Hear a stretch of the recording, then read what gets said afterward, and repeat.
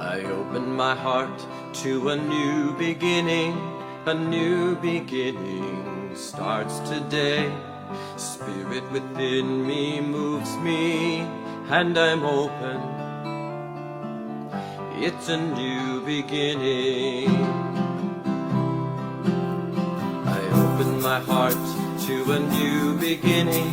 A new beginning starts today. Spirit within me moves me, and I'm open. It's a new beginning. Every beat of my heart is a new beginning. Every breath I take is a new beginning. Every thought I think is a new beginning. Every song I sing, I open my heart to a new beginning. A new beginning starts today. Spirit within me moves me, and I'm open. It's a new beginning. Every beat of my heart is a new beginning. Every breath I take is a new beginning. Every thought I think is a new beginning. Every song I sing, I open my heart to a new beginning. A new beginning starts today. Spirit within me moves me, and I'm open. It's a new beginning. It's a new beginning. It's a new beginning. It's a new beginning.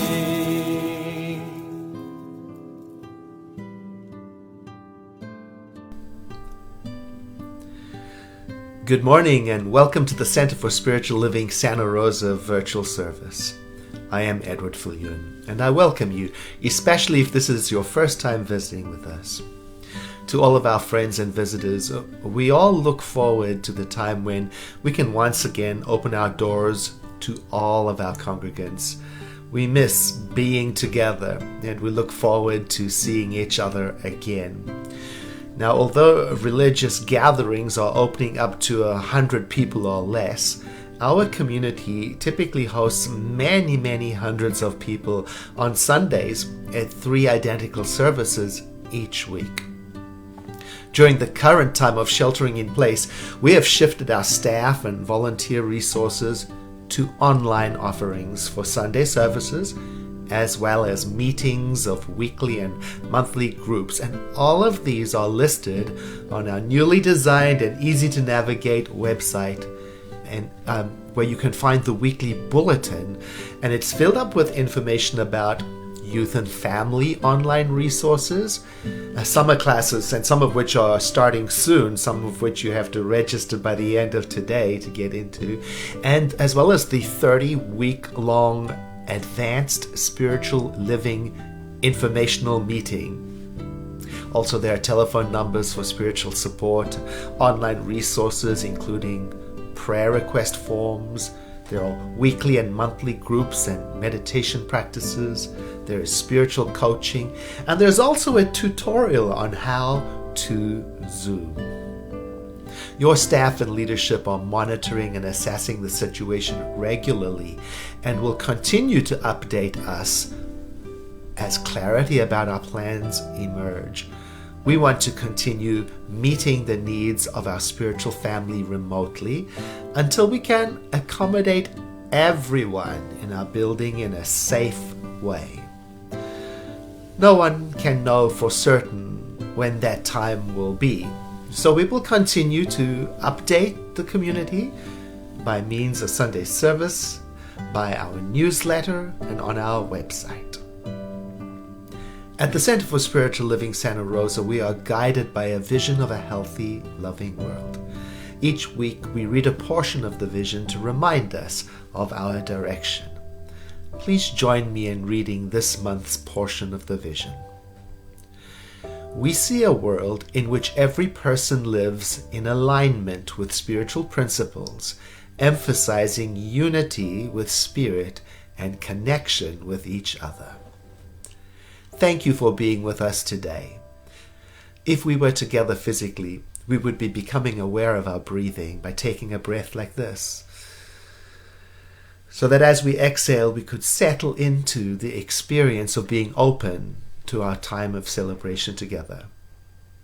I invite you to do that with me now, to put aside all other activity and to give yourself the glorious gift of being with your spiritual community, albeit remotely, together. Welcome.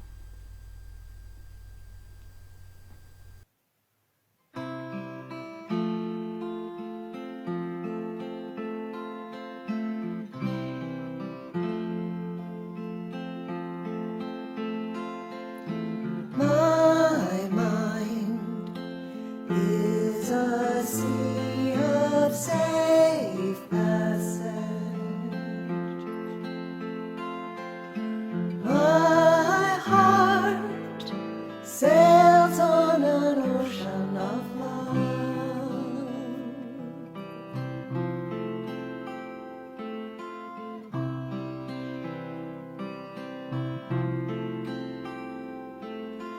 My mind is a sea of safe passage.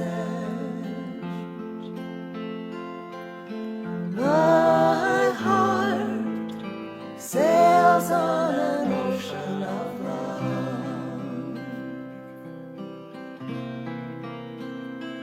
and I flow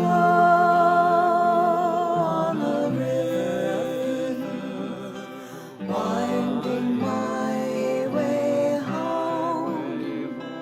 I am safe in the arms of love. I am loved. My mind is a sea of safe passage. My heart sails on an ocean of love,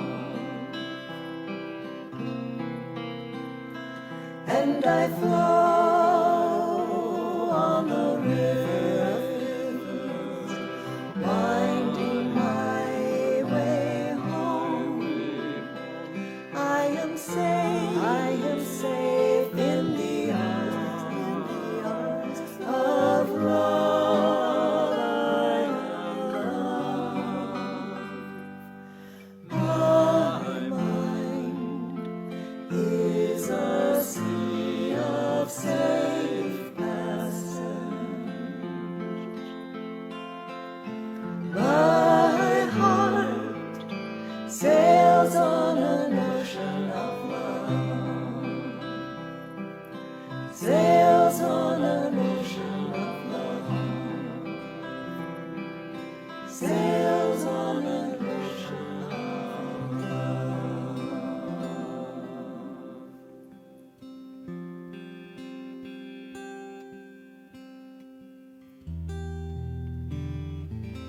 In this sweet, still moment, as our hearts and minds come together, we know all is one, all is perfect, and all is complete, that each one of us is blessed beyond all measure, and that we have come together in this morning of celebration, of being with one another, of listening to an amazing message and beautiful music.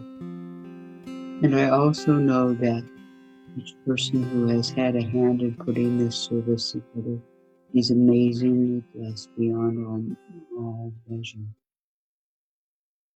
So it is with the deepest gratitude that I now release this, knowing it is absolutely already done. So we simply say these words, and so it is. Good morning. I'm Reverend Joyce Kenzel. I'm the Senior Focuses Minister at the Center. So if you would please join me in reading Our affirmation for today from our Beyond 2020 Spiritual Book of Affirmations. I work hand in hand with the divine. I feel its wisdom filling my heart. I feel its love creating peace and balance within me and around me. And so it is.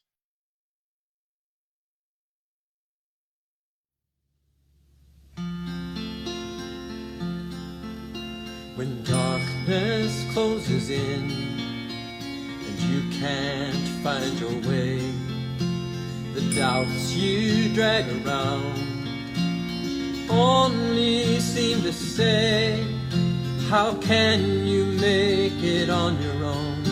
Remember, you're never alone. Lean into me, I will raise you up. Gather your faith and we'll walk on water. Hold out your hand when you can't go on. Let go and lean into me. You're longing to be filled with peace that overflows, to hear my quiet voice. Just be still and know, in every sacred silence, I'm only a whisper away. So lean into me, I will raise you up. Gather your faith and we'll walk on water. Hold out your hand when you can't go on. Let go and lean into me. With every leap of faith comes the risk you might slip and falter. Leave what you've known behind, out on the edge you'll find. I won't let you fall. Lean into me, I will raise you up. Gather your faith and we'll walk on water. Hold out your hand when you can't go on. Let go and lean into me. Let go and lean into me.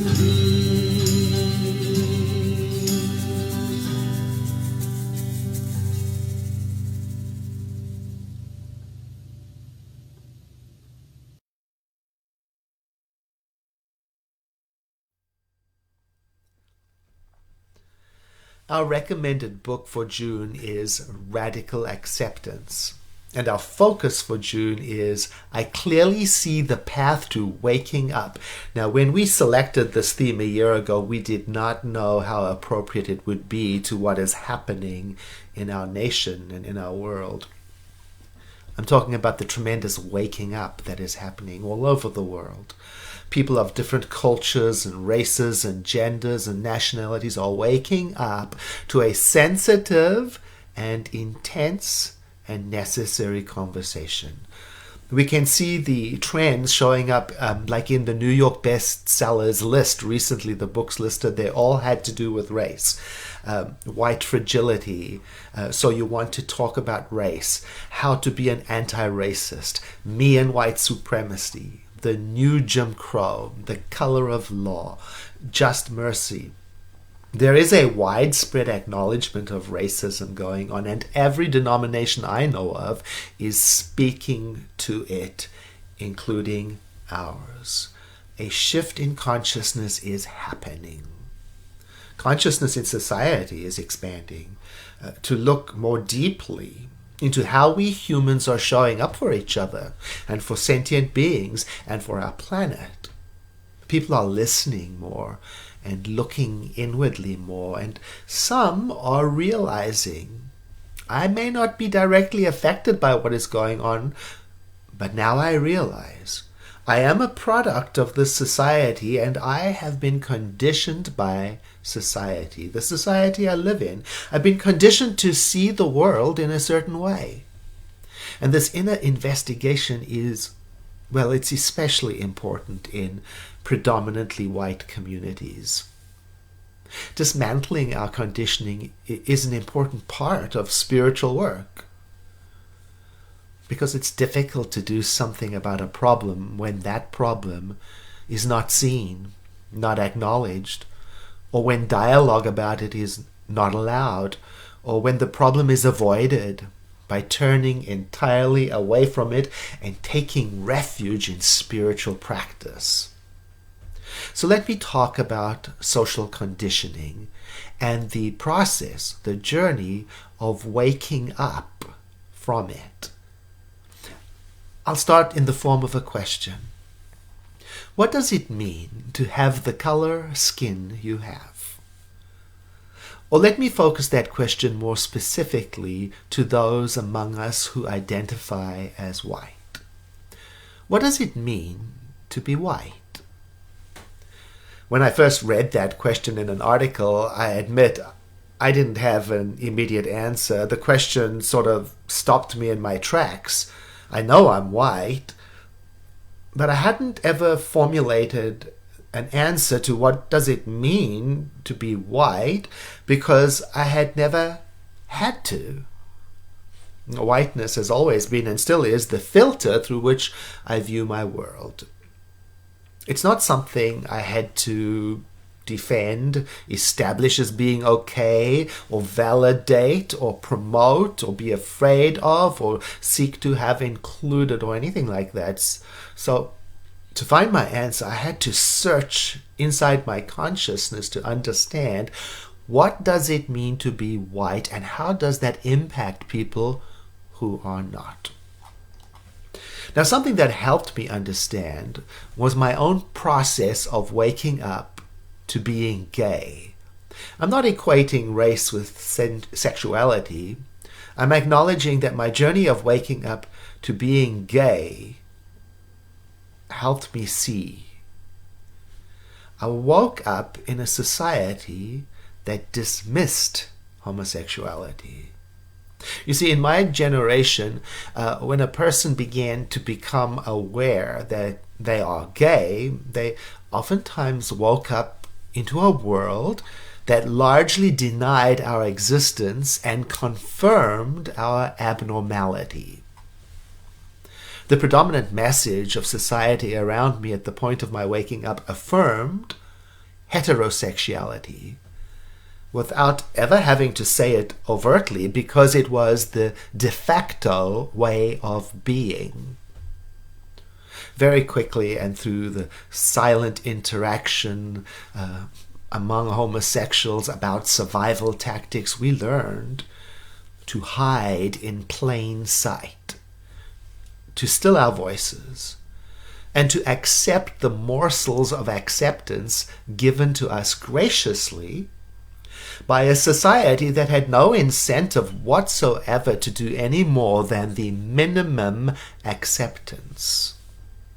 Everywhere around me, society, the world, confirmed heterosexuality, favored heterosexuality, portrayed it in magazines, in movies, in toy stores, in cultural celebrations, in religious settings. Very few people of my generation, if any, woke up to being gay in an affirming, accepting, normalizing environment. Indeed, for many, it was a difficult awakening that brought with it a lot of shame and danger. So I imagine the question then, what does it mean to be of the sexuality that you are? Well, let me focus the question more to my heterosexual friends. What does it mean to be heterosexual? I'm imagining that some of us never had to think about that. The question may even seem irrelevant, perhaps because you experience your sexuality as a heterosexual as the norm. And then accepting homosexuals into your society becomes an act of generosity, without having to normalize or legitimize the existence of homosexuals, without having to make any adjustments in society whatsoever. So the gay people you've accepted, well, the burden is still on them to fit in. You might even say, some of my best friends are gay, or I treat everyone alike. My question, though, is, do you really know what it means to live in a society, a culture, where your very existence hangs onto a thin line of tolerance? Now, I would have hoped that my experience of sexuality would have given me insight into my whiteness, but alas, no. My conditioning was so thorough that although I experienced myself as gay, I never considered my whiteness. White was the de facto way of being, and I grew up in South Africa during the racist apartheid regime. And when I began to have enough awareness as a young person that the society I lived in was dominated by an intentional, unapologetic, religiously motivated racism, I knew for a fact that I was not like that. The definition of racism was very clear to me. To be a racist, you had to have an intentional, unswerving prejudice against people of any other color, accompanied by a system of repression and control. And I knew I was not like that. It was the only definition of racism I had at the time, and I knew I was not like that.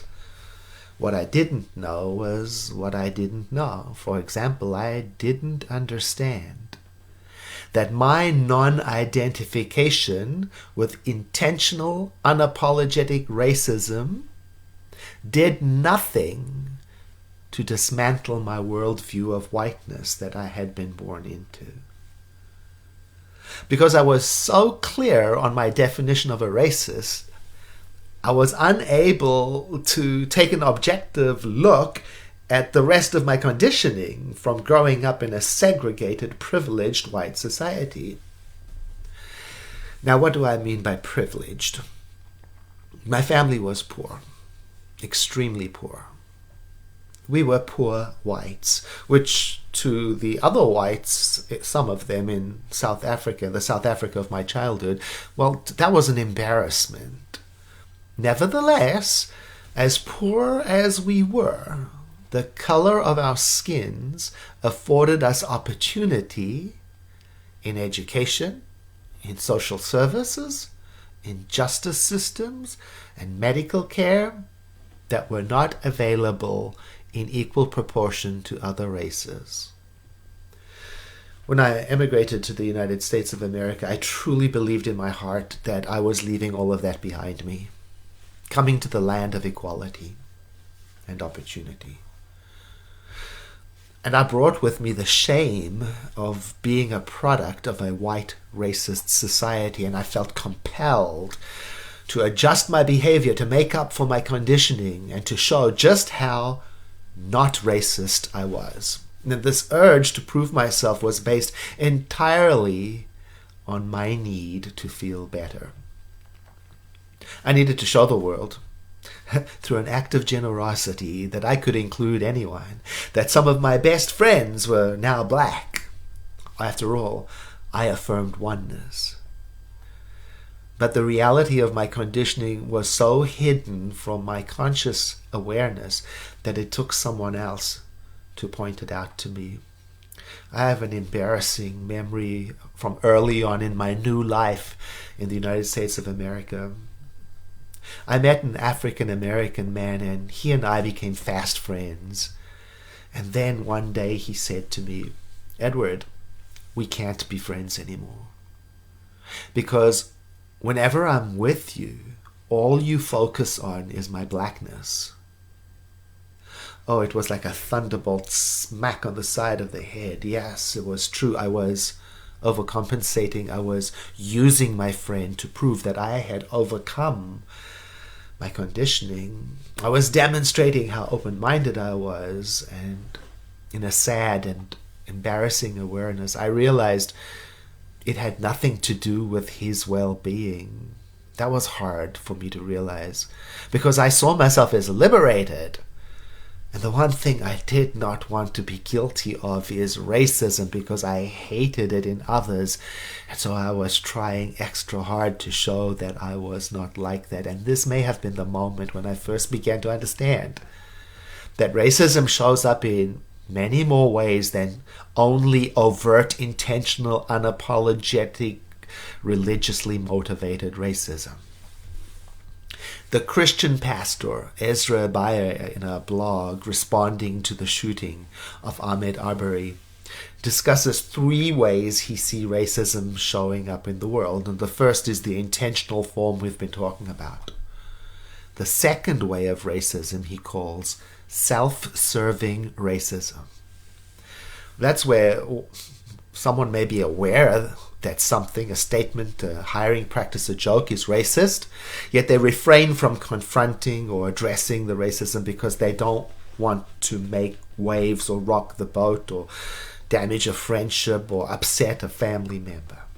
Then there is the third way of racism, the racism that is born of ignorance. This is racism that is perpetuated without the person being aware of it. Like a hidden belief. It's sometimes inherited, it's sometimes learned from the norms of society, and this kind of racism shows up when a person believes they are not racist because they do not even see color. They see everyone as the same.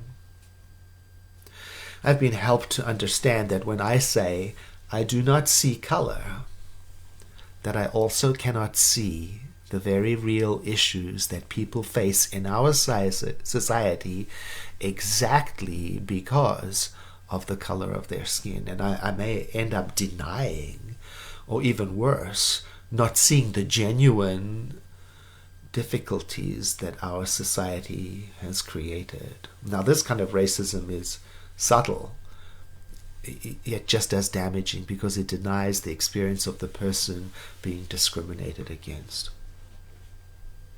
Becoming aware of that kind of racism in me has been painful. Becoming aware of it, though, has allowed me to begin to change, and it started quite a while ago when I started to show up more authentically with people, feeling freer to learn and listen to their stories, to listen, to discover what they value, how they think, what shaped their childhoods, their challenges, their victories, their experiences of being the color and gender and culture that they are, the experiences of who and what they are, to listen deeply. Now, I wanted to share that with you because I don't want to be talking from a position of, I know it all, look how wonderful I am.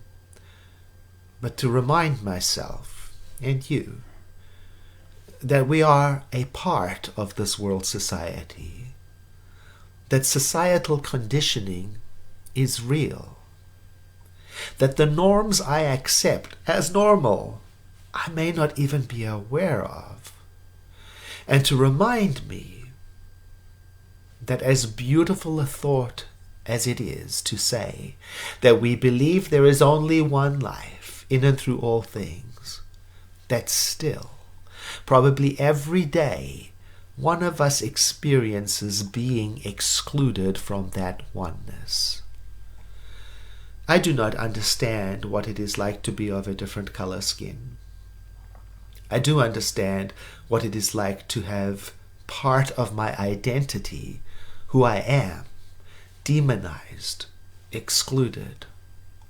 And I'm inviting you today to identify that experience within yourself, to tap into a time when you were othered, either as the black sheep of the family, or because something to do with your body, or maybe you were bullied at school, or maybe it has to do with your gender identification. To remember those times and to feel it deeply as a way to increase our empathy and to empower ourselves to grow spiritually into the principles we state we believe. First, COVID-19 interrupted life, and then George Floyd's killing triggered a realization, again like a lightning thunderbolt, one that knocks you out of the rut of comfort. And now we find ourselves asking, where do we go from here? There is a saying attributed to our founder, Ernest Holmes, that says, the saying peace will not produce peace unless back of the word is a realization of the meaning of peace. Now we can take that and adapt it to oneness. The saying of oneness will not produce oneness unless back of the word is a realization of the meaning of oneness. From my point of view, racism is a cultural norm created and activated by previous generations of white people and sustained by current generations in conscious and unconscious ways. From my point of view, it is not enough to say we are one and then invite people on the outside of that norm to come in. From my point of view, we have to interrupt the unhealthy societal patterns that perpetuate inequities in justice, services, and opportunities, and health. From my point of view, the work of dismantling racism is about spirituality. It is about getting into sync with the clear principles we teach. Now next week we have our virtual social hall experience online. We'll gather and then we'll break off into groups to share what we are feeling about these times. And then we'll break into different groups to share and brainstorm, how do you think we can respond to the call of these times? For our closing prayer, I bring to you a prayer written by Reverend Nathaniel Pearson, a prayer for world peace. I invite you to breathe in, and as you exhale, to allow your eyes to close if you feel comfortable doing so. There is only one life. That life is God. That life is perfect, and that life is one of peace. It is peaceful within itself and knows itself as peace. Therefore I declare that being created in the image and likeness of this presence, that in the very nature of my living and moving and having my being in this presence, that the inherent quality of my nature must be one of peace. I declare that the whole purpose of this prayer is to eliminate in me any idea, opinion, or attitude that is not in alignment with this idea of peace. I declare that since this nature is inherent within me, that I am peaceful with myself and with everyone else. I know that as this ripple is created in the stream of life as peace, that it goes out to surround everything in its nature. I declare that everyone hearing these prayers, everyone is a seed idea of peace planted in solid ground, and that the whole of creation is now vibrating with this idea. where there seems to be disharmony, where there seems to be confrontation among race, sex, economic status. Right now, all these barriers begin to fall down as the truth of the statement dissolves them. I declare that nations are one with each other, that religions are one with each other, that individual ideologies and philosophies come together with the true understanding that we are one. As a result of knowing this, everyone works together for the greater harmony of our universe, our economies, our ecologies, our environment, our spiritual growth and development on whatever path we choose to follow. I declare that this consciousness is so solid, so stable, so truthful, that it is doing its mighty work in all that we are individually and collectively. I know that the power of the Word is to heal and to bless and to prosper. I declare that as a result of stating these statements of truth and realizing them and accepting them and affirming them, that whatever action we need to take becomes clear to us. The truth of the matter is that regardless of appearances to the contrary, we are already one with the divine and at peace. Knowing that the law of mind is absolutely impersonal and that it is acting upon this prayer right now, and that this word does not return null and void, I release it into divine mind for the perfect resolution, giving thanks in advance for the joy of answered prayer. And so it is. I invite you to take another deep breath in with me like we did at the beginning of the prayer. And as we sigh together, we make a transition to that part of our service where we celebrate the law of circulation by giving and receiving and thinking of all the ways our center is valuable to us. I want to thank you for making your contributions, those who are contributing online using our online portal on our website, and those who continue to send in physical checks to our address. And I thank you, as I do every week, for the words of appreciation and affirmation. It means the world to me to know that your center is important to you still. I want to let you know also that today is the monthly discussion group on Zoom. It's called Being and Belonging. It was formerly called Diversity Discussion Group, and because that's really what the topics are about. In this group, you can learn more about your relationship with diversity, inclusivity, social rank, oppression, racism, privilege. And this month in particular, the discussion in the group focuses on understanding the journey of transgender individuals to confirm their identity, and on ways that others can show respect and willingness to be their allies. And now, please enjoy this music for our offering.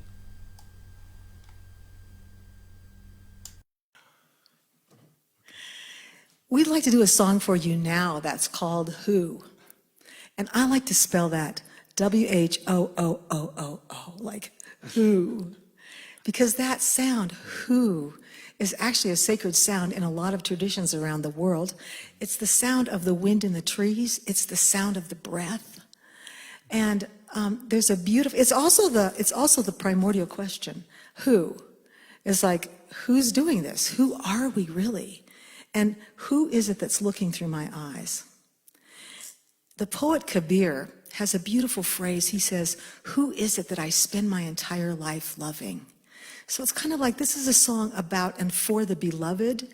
It's like this life is a love song. Let's just go for it. Here comes the band.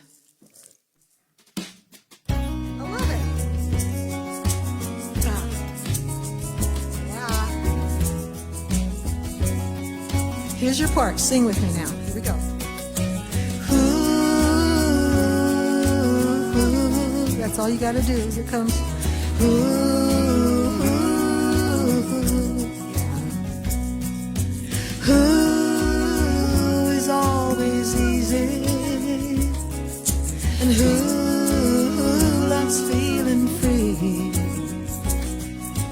Who's behind the breeze and the wind in the trees?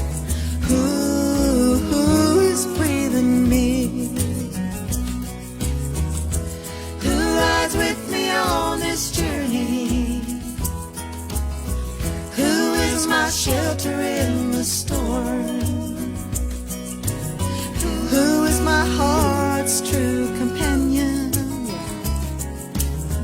Who is the fire that keeps me warm? And we're all together now. It's good to be home. And we're all together now. It's good to be home.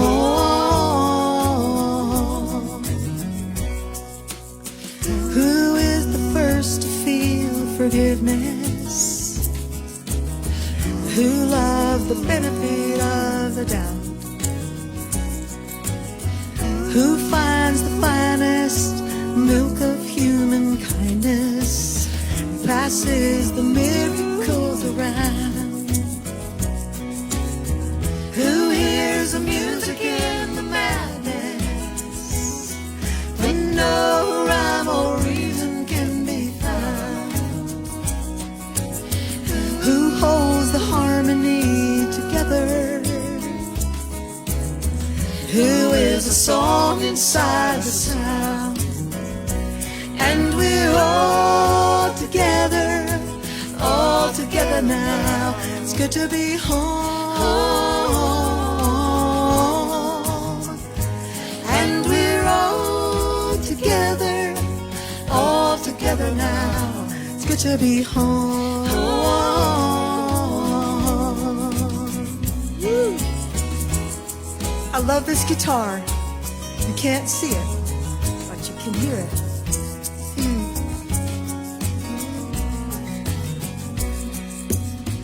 Who do I spend my whole life loving?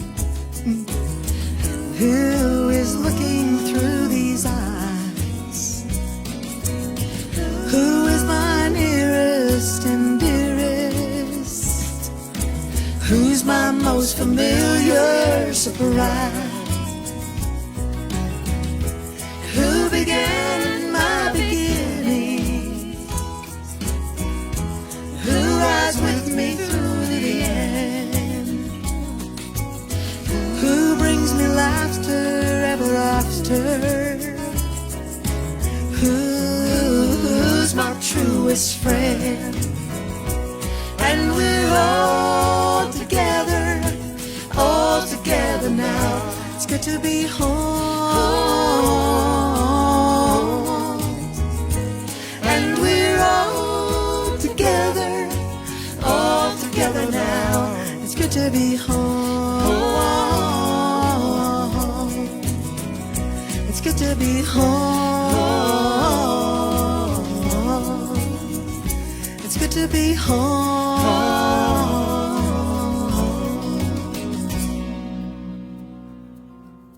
Yeah, there it is. Thanks so much, you guys. Thanks. Thank you.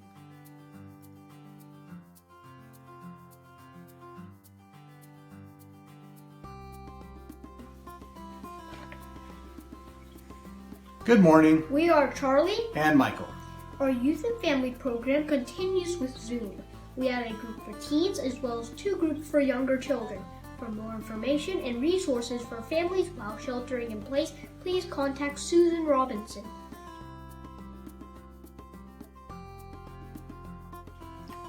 We have 2 classes starting soon, The Power of Meditation and Beyond Limits. Keep in mind you must register in advance. You can't register on the night of the class, so please register today before 5 p.m. for The Power of Meditation. You have a little more time to register for Beyond Limits.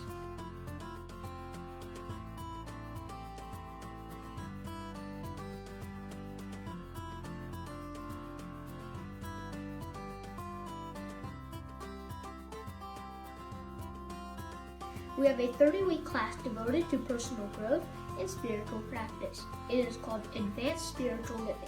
If you want to know more about the class, you are invited to T. T stands for Things Everyone Asks. This year, the T will be held on Sunday, June 28th at 1:15 p.m.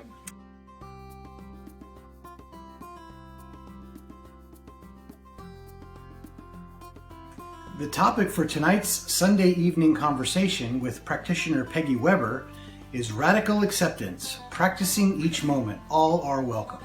Lunchtime Learning continues this month with a book study exploring the book The Eye of the Storm, Embracing Conflict, Creating Peace by Gary Simmons. Lunchtime Learning happens each Wednesday from noon to 1 with Lawrence Edwards, Lily Escovedo, and Krista McAtee. On Monday, June 22nd at 1:30 p.m., you're invited to the group called The Third Act, which gives seniors in our community an opportunity to share their ideas, joys, and concerns. The group is facilitated by Reverend Joyce Kinzel.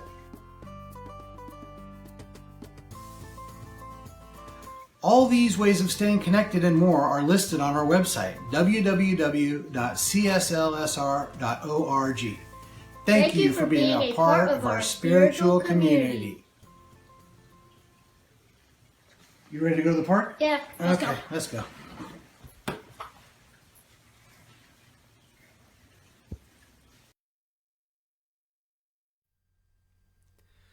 And now, please know with me that you are never alone, that Spirit is right where you are, that you have only to look within at any moment to know that you are guided, sustained, and empowered by a presence that expresses its love in this world through your love. In deepest gratitude, let us live our lives accordingly, so that in everything that we do and say and think, we honor this presence of love within. And so it is.